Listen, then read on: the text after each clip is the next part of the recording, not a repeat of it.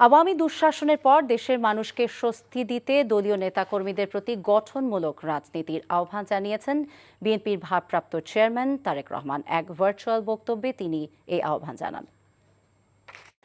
রাষ্ট্র সংস্কারের পথ ধরে অন্তর্বর্তীকালীন সরকার যথাসময়ে জাতীয় নির্বাচনের তারিখ ঘোষণা করবে। সেই নির্বাচনে জনগণের রায় পেতে জনগণের মন জয় করুন। জনগণের বিশ্বাস, আস্থা এবং ভালোবাসা অর্জন করুন। জনগণের সুখে দুঃখে জনগণের সঙ্গে থাকুন, পাশে থাকুন, জনগণকে সঙ্গে রাখুন।